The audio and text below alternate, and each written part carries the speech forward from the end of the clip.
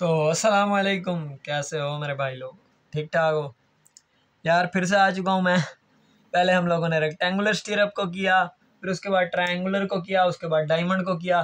फिर मैंने यार सोचा चलो मान लेते हैं कि बीम में सिर्फ हम लोग रेक्टेंगुलर क्रॉस सेक्शन को यूज़ करते हैं, और लेकिन कॉलम के केस में भाई मसला बनता है। कॉलम के केस में तो हम लोग सर्कुलर कॉलम भी प्रोवाइड करते हैं भाई। उसमें तो ये स्टीरअप रेक्टेंगुलर भी नहीं होता, ना ही ट्रायंगुलर होता है, ना ही डायमंड होता है, जो आपने तीनों में पहले समझा है। फिर उस केस में हम क्या करेंगे यार? परेशान क्यों होते हो यार? आ गया हूँ ना सर्कुलर स्टीरअप की भी वीडियो लेके, टेंशन क्यों लेते हो? अब देखो, अब आप लोगों ने यहाँ पे मेरी मिस्टेक निकालनी है, मैं आप लोगों से पूछ रहा हूँ, ठीक है ना?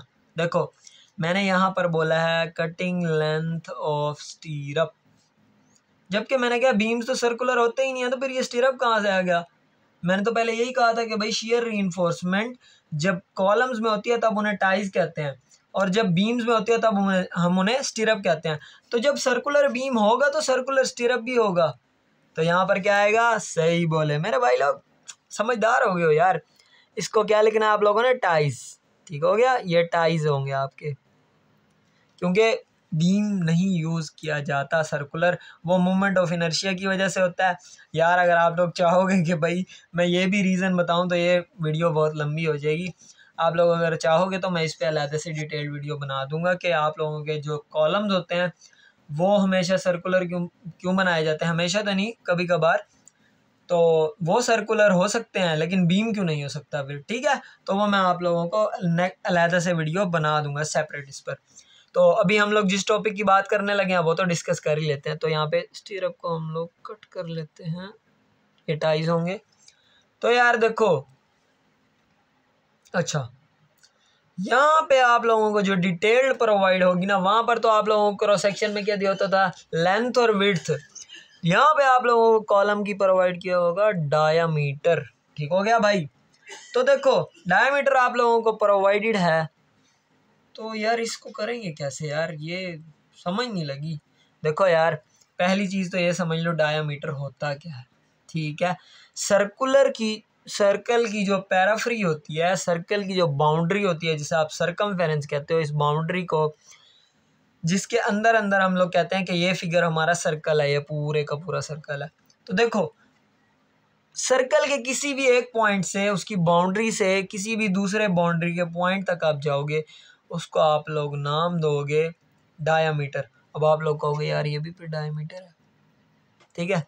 तो देखो यार, यहाँ पे एक चीज़ याद रखनी है, जहन में बिठा लो कि जब भी वो लाइन सेंटर से पास करेगी, अब सेंटर से पास करती है, यूं लाइन ड्रॉ कर लो, यूं कर लो, यूं कर लो, यूं कर लो, यूं कर लो, जैसे मर्जी लाइन ड्रॉ कर लो, वो आपका डायामीटर है। ठीक है, और उस डायामीटर का हाफ क्या होगा? रेडियस। सर्कल के सेंटर से लेके सर्कल की बाउंड्री तक, सरकमफेरेंस तक जो लेंथ होती है, उसे आप लोग क्या नाम देते हो? रेडियस का। ठीक है, ये कॉन्सेप्ट क्लियर हो गया। आप लोगों को जो डिटेल प्रोवाइड की होगी वो आप लोगों को क्लियर कवर प्रोवाइड होगा 40 mm का, जैसे हम लोग लेके पहले चल रहे हैं।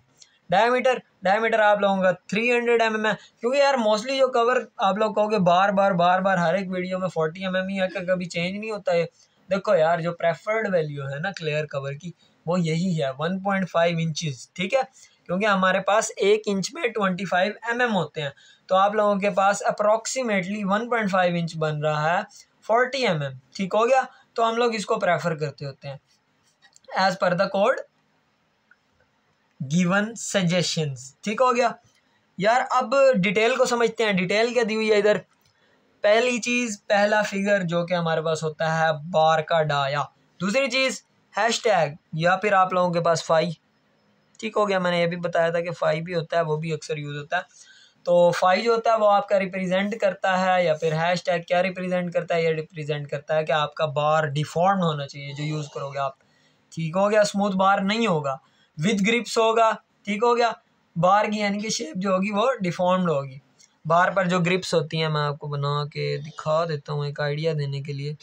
ये देखो, इस पर जो इस तरह से ग्रिप्स नहीं होती हैं यार, ये कुछ इस तरह की ग्रिप्स होती हैं बार्स पर, तो ये वो डिफॉर्म्ड बार्स होते हैं। उसके बाद एस टी क्या रिप्रेजेंट करता है? स्टीरअप को। और टू लेग क्यों है?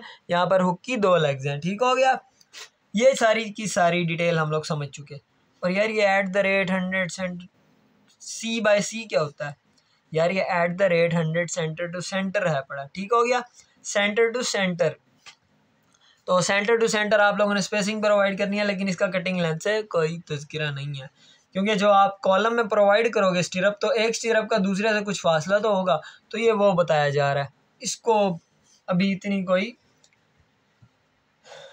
तवज्जो देने की ज़रूरत नहीं है। जस्ट सिंपल सी चीज़ ध्यान में रख लो कि ये एक स्टिरअप का दूसरे स्टिरअप से डिस्टेंस होता है, सॉरी टाई का डिस्टेंस होता है, ठीक हो गया, भूल गया। तो देखो कटिंग लेंथ निकालनी है। कटिंग लेंथ मेरे भाई होगी आप लोगों की 2πr plus hook length. Hook length यहाँ पर 90D ले रहे हो भाई, इतने टाइम से रेक्टेंगुलर को किया, ट्रायंगुलर को किया, डायमंड को किया, कभी नहीं किया तुम लोगों ने। तुमने 90 डिग्री का बैंड यूज आज क्यों कर रहे हो भाई? आज भी बता दो ये क्या माजरा है। तो देखो मेरे भाई, यहाँ पे आप लोगों ने बार को यहाँ से लेके आए, जैसे कि पहले किया था, मैं यहाँ पर भी एक ही दफ़ा ही करूँगा, ठीक हो गया। तो देखो यहाँ से बार आपका आ रहा है यूं, मैं इसको कह सकता हूँ कि नियर अबाउट स्ट्रेट ही होता है, ठीक है। तो देखो यहाँ से आपका बार आ गया यूं, ठीक है, अगर मैं इसको बेंड ना करूँ तो यूं स्ट्रेट ही होगा ये। तो देखो अगर मैंने यहाँ पर इसको बेंड करना है इस तरह से, तो कितने डिग्रीज का एंगल बन रहा है? मेरे ख्याल में तो 90 का ही बन रहा है, 90 का बन रहा है ना। तो भाई लोगों टेंशन क्यों लेते हो? ये 90 डिग्री का बैंड, 90 डिग्री के बैंड के लिए हम लोगों को पता है कि हुक लेंथ क्या होती है, 10D, वरना जनरली भी जो यूज़ होती है वो क्या होती है, 10D। सही पहुँचो मेरे भाई लोगों, तेज़ हो गए बड़े समझदार हो गए। अच्छा देखो अब यहाँ पे वो कहता है भाई कटिंग लेंथ आपकी बनेगी 2πr, ठीक हो गया। 2πr क्या होता है? मैंने आप लोगों को हर दफ़ा बताया भाई, पेरीमीटर फाइंड करना है स्टिरअप का, ठीक है। तो भाई देखो यहाँ पर आप लोग सर्कमफेरेंस फाइंड कर रहे हो, ये भी एक टाइप का पेरीमीटर ही कह सकते हो आप लोग, ठीक है। सर्कमफेरेंस को भी पेरीमीटर कह सकते हो सर्कुलर टाई के। देखो दूसरी चीज़ यहाँ पर आपका ये जो ये क्या नाम है इसका, क्या कहते थे यार, बताओ ना यार भाई। हाँ सही बता रहे हो, इसको कहते थे हुक, ठीक हो गया। हुक की ये 2 लेग्स हैं, तो यहाँ पर हम लोग इसको 2 से मल्टीप्लाई करेंगे, ये हुक लेंथ आ गई आपकी, ठीक हो गया।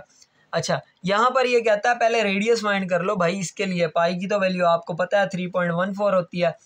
अच्छा उसके बाद वो कहता है भाई ये आर क्या बनेगा? आर बनेगा तुम्हारा डायामीटर का हाफ। उसके बाद कवर तुमने माइनस कर लेना है, उसके बाद बार का हाफ डाया, ठीक है। अब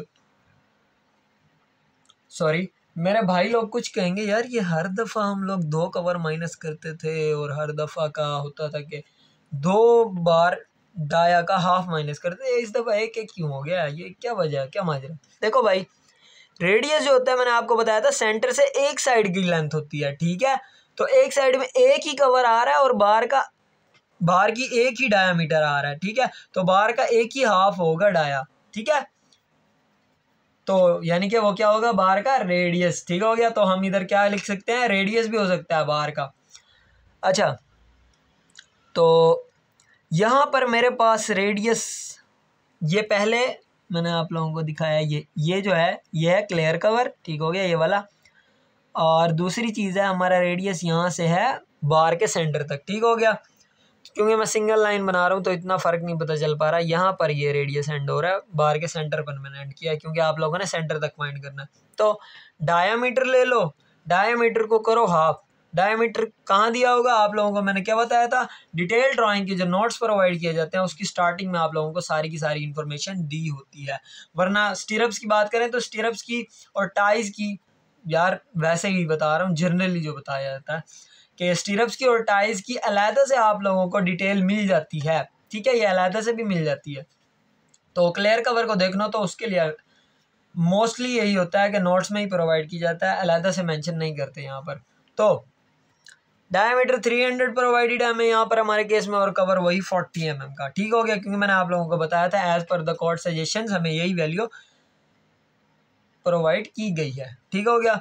अच्छा उसके बाद रेडियस फाइंड करना है, डायमीटर को 2 पे डिवाइड कर दो, माइनस कवर एक साइड का 40 है पड़ा, ये दिया हुआ है, और उसके बाद बार का हाफ डाया, बार का डाया 8 है, 8 को 2 पे डिवाइड करो 4 आ गया। यहाँ से हमारा रेडियस बन गया 106 मिलीमीटर। उसके बाद कटिंग लेंथ कैसे निकलेगी ये मैंने अभी बताया था, 2πr, 2 multiplied by pi that is 3.14, और r से मल्टीप्लाई करना है, ये हमारे पास r निकला है 106, इसको मल्टीप्लाई कर दो प्लस 2 इंटू 10d। 10d तो हुक लेंथ ही, लेकिन यार 2 से क्यों मल्टीप्लाई कर रहे हो भाई? देखो यार यहाँ पर 2 लेग्स हैं पड़े हमारे हुक के, तो यहाँ पर 2 से मल्टीप्लाई करना लाजमी है ताकि हम लोग करेक्ट लेंथ निकाल सकें। अच्छा, यहाँ पर मल्टीप्लिकेशन का रिजल्ट निकला 665.68 और यहाँ पर हमारे पास निकला है 2 इंटू 10 इंटू 8 जो कि बनता है 160 मिलीमीटर्स। दोनों को ऐड करेंगे 825.68, जिसको राउंड ऑफ करके नेक्स्ट डिजिट पर कर लो क्योंकि फाइनल कटिंग लेंथ है तो सेफ साइड पर रहो। इसको कर दो आप लोग 826 मिलीमीटर्स। ठीक है, अगर आप लोग इंचज़ में काम कर रहे हो आपका तो यार ज़्यादा हो जाएगा यार, मैं पैसे पूसे बचाने हैं तो यार इसमें कोई इतना हर्ज नहीं होता। बाकी बहरहाल आप लोग करना चाहते हो तो कोई इशू नहीं, जो पहला डिजिट है ना आफ्टर डेसिमल उसको राउंड ऑफ कर दो, इसको 7 बना दो।